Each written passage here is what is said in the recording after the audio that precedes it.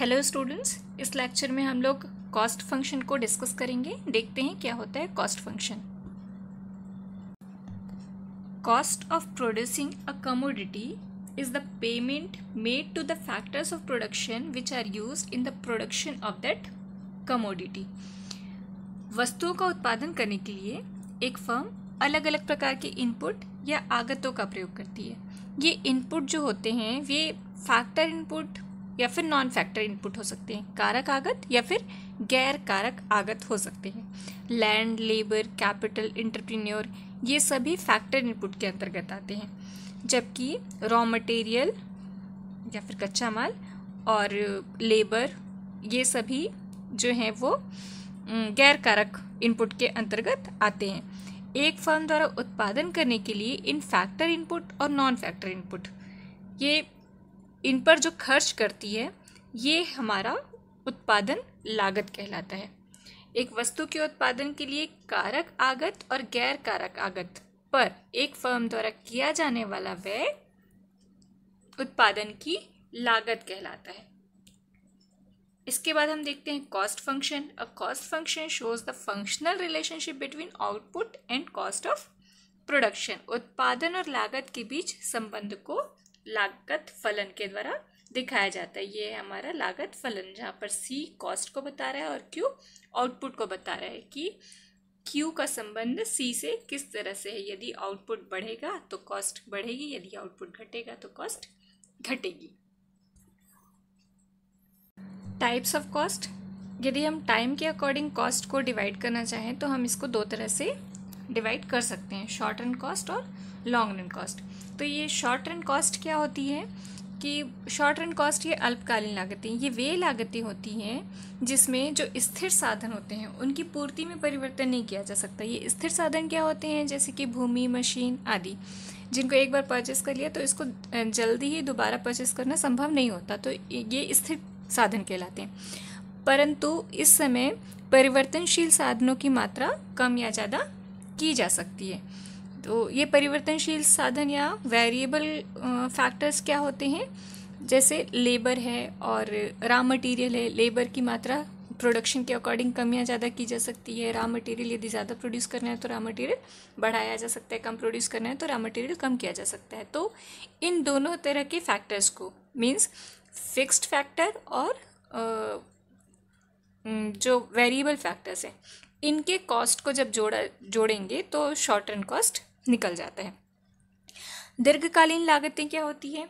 दीर्घकालीन लागतें वे लागतें होती हैं या लॉन्ग रन कॉस्ट वे कॉस्ट होती हैं जिन टाइम पीरियड में वेरिएबल फैक्टर और फिक्स्ड फैक्टर दोनों को ही परिवर्तन किया जा सकता है। शॉर्ट रन टाइम में हम लोग सिर्फ वेरिएबल फैक्टर्स को चेंज कर सकते थे, हम लोग फिक्स्ड फैक्टर को चेंज नहीं कर सकते थे। पर लॉन्ग रन कॉस्ट में हम फिक्स्ड और वेरिएबल दोनों ही तरह के फैक्टर्स को चेंज कर सकते हैं।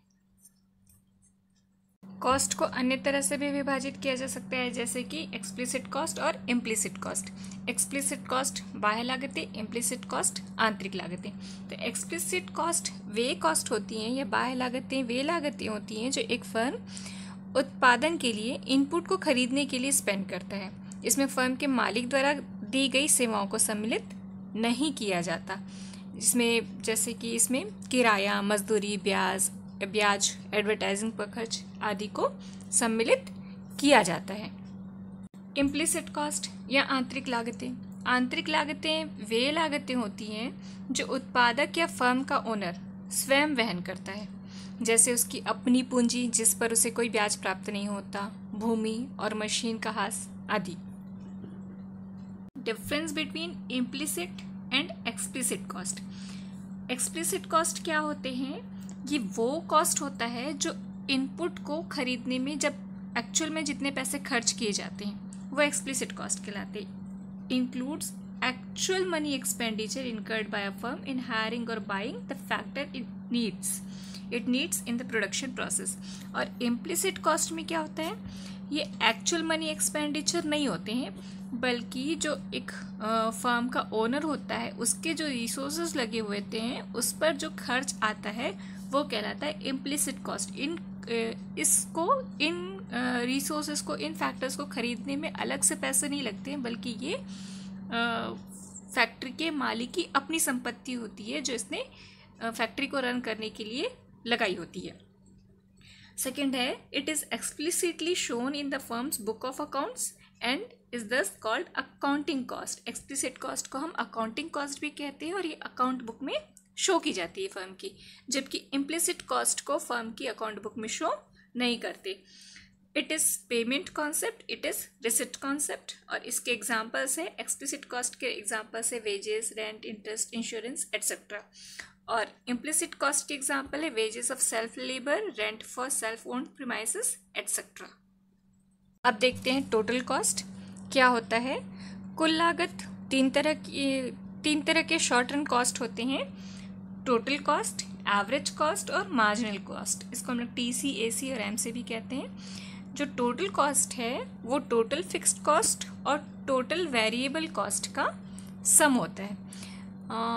अब हम लोग देखते हैं कि स्थिर लागतें क्या होती हैं। फिक्स्ड कॉस्ट या सप्लीमेंट्री कॉस्ट। कुल स्थिर लागत क्या होती है? स्थिर लागतें वे लागतें होती हैं जो कुल उत्पादन के बढ़ने या घटने पर परिवर्तित नहीं होती। Fixed cost are the sum total of expenditure incurred by the producer on the purchase on और hiring of fixed factor of production. जैसे जो भी फिक्स्ड फैक्टर है उसको हायर करने पे जो एक्सपेंडिचर होता है वो कहलाता है फिक्स कॉस्ट। जैसे भूमि है, एक लैंड हमको खरीदना पड़ता है, एक फैक्ट्री इस्टेब्लिश करनी है तो उसके लिए पहले भूमि खरीदनी पड़ेगी। तो ये क्या हुआ, भूमि का जो खर्चा हुआ खरीदने का, ये क्या हुआ, हमारा फिक्स्ड कॉस्ट हुआ। ठीक है। या फिर रेंट पे लिया भूमि, ये कोई बिल्डिंग रेंट पर ली तो ये हो गया फिक्स्ड कॉस्ट।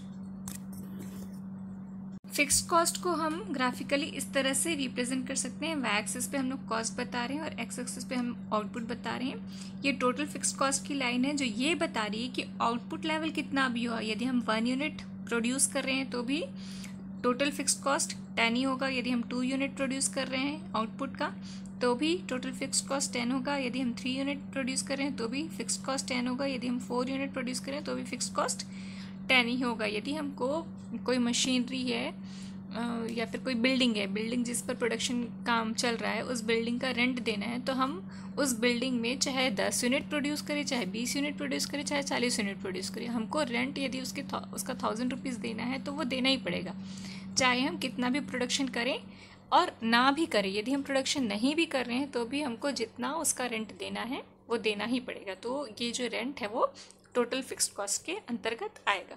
तो ये टोटल फिक्स्ड कॉस्ट जो होता है वो एक्स एक्सिस के पैरेलल सीधी लाइन होती है। अब हम देखते हैं TFC और TVC schedule, total fixed cost और टोटल वेरिएबल कॉस्ट का शेड्यूल। यहाँ पर हम लोग फर्स्ट वाले कॉलम में हमने आउटपुट लेवल को दिखाया है 0, 1, 2, 3, 4 और सेकेंड कॉलम में TFC को, थर्ड कॉलम में TVC को। TFC हम लोगों ने अभी ग्राफिक प्रेजेंटेशन में देखा कि ये हमेशा फिक्स ही रहेगा।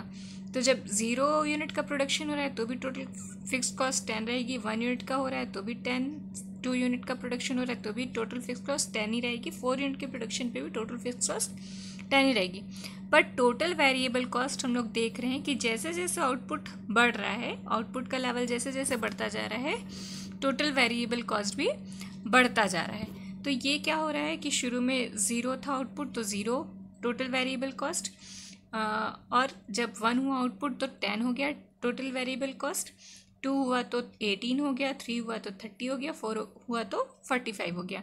ये इसलिए कि जैसे जैसे प्रोडक्शन या फिर आउटपुट का अमाउंट बढ़ता जाएगा वैसे वैसे लेबर की ज़रूरत बढ़ती जाएगी और वैसे वैसे हमको रॉ मटेरियल की ज़रूरत बढ़ती जाएगी। तो लेबर ज़्यादा एम्प्लॉय करेंगे तो उनको वेजेस देने पड़ेंगे, और यदि हम लोगों ने रॉ मटेरियल ज़्यादा अप्लाई किया तो रॉ मटेरियल को परचेस करने के लिए पैसे खर्च करने पड़ेंगे। तो इसलिए टोटल वेरिएबल कॉस्ट लगातार बढ़ता जाएगा आउटपुट का लेवल बढ़ने के साथ। हम लोग यहाँ पर देख रहे हैं कि जब आउटपुट 0 है तो टोटल वेरिएबल कॉस्ट 0 है, मतलब प्रोडक्शन जब नहीं हो रहा है तो वेरिएबल कॉस्ट नहीं लगेगा। यदि 0 यूनिट का प्रोडक्शन हो रहा है तो उसमें ना लेबर लग रहा है और ना ही उसमें रॉ मटेरियल लग रहा है, इसलिए टोटल वेरिएबल कॉस्ट 0 हो गया।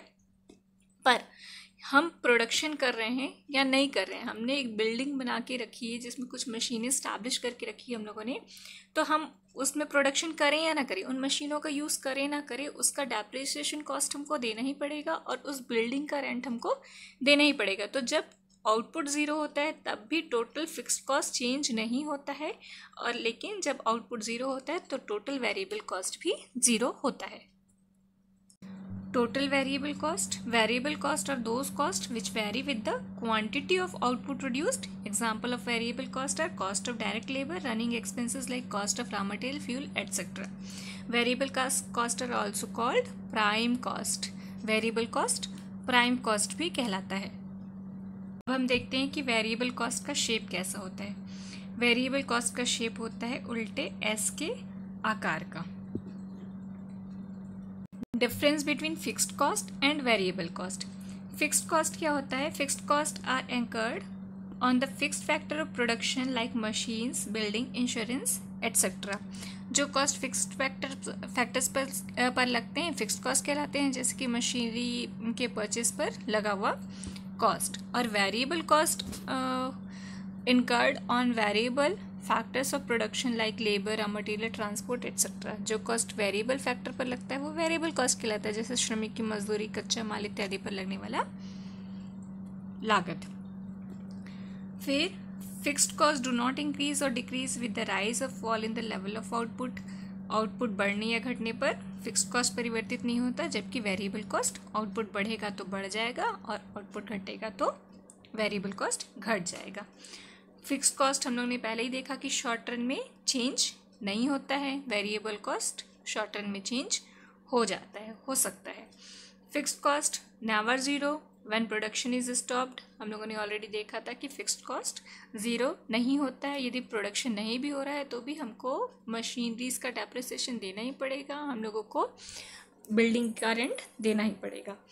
वेरिएबल कॉस्ट ज़ीरो होता है जब प्रोडक्शन नहीं होता है। फिफ्थ पॉइंट है production at the loss of fixed cost में कंटिन्यू। यदि कोई प्रोड्यूसर है और यदि उसकी लागत फिक्स्ड कॉस्ट नहीं निकल रही है तो भी वो अपना फैक्ट्री या फर्म रन करता रहेगा जब तक उसकी वेरिएबल कॉस्ट निकलती रहेगी। लेकिन जब वेरिएबल कॉस्ट भी नहीं निकलेगी तब उस प्रोड्यूसर को अपनी फर्म को बंद करना पड़ेगा, प्रोडक्शन प्रोसेस बंद करना पड़ जाएगा। और TFC कर्व का शेप जो होता है वो स्ट्रेट लाइन होता है जो कि पैरेलल टू एक्स एक्सिस होता है, और TVC curve inverse S shape का होता है।